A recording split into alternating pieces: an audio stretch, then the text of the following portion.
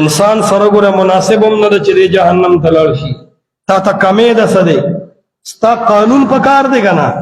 قانون در الله د 13 سپارو د قرآن په شکل را لېږلی دی. د 13 سپارو د قانون په موجودګۍ کې د دومره لوی عقل والا انسان جهنم ته څنګه لاړ؟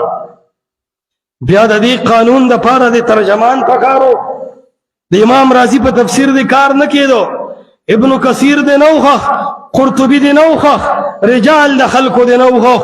الله په تمام عرب کې د محمد رسول الله غوند بهادر او نډر سپاهی محمد رسول الله غوند پیغمبر درولېګو او هغه په خپل وینو باندې د قرآن تفسیر وکړو. احد او بدر او خندق غوندې جنگونه وکړل. تا ته د قرآن د یو لفظ تفسیر سکے، تا ته قرآن د قانون د حدیث درکو.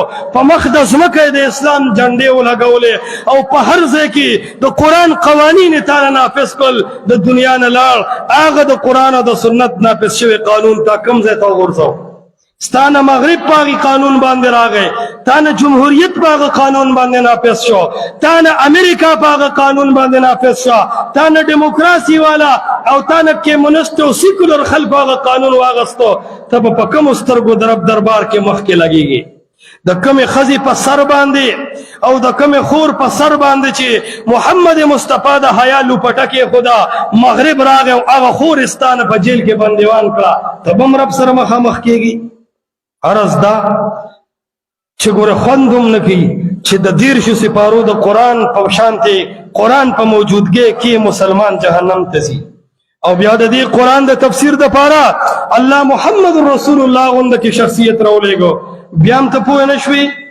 بیا صرف شخصیت نه، د هغې د پریکټیکل دپاره یې 1,40,000 داسې صحابه کرام را جمع کړل چې هغې ته د قریشو ځوانان وې، هغې ته د عربو ځوانان وې، هغې صرف ذکرونه نه دي کړي، هغې صرف اشراق نه دي کړي، هغې د صلات الضحا او د تهجد نه صرف مزې نه دي اغستې. قسم مې دې په رب وي د هغې داسې کردار موجود دی چې نن هم د حنظله کردار ګورې. په رب مې دې قسم وي هغه حنظله ناوې ښځه پرېښې ده، د هغه لستوڼی شلېدلی دی او قیامت ته قرض پرېښودی دی، خپلې ښځې ته یې ویلي دي هغه قیامت کې به حنظله د دې شلېدلي لستوڼي نه پېژنې. داسې صحابه د دې دین ترجمانان تېر شو.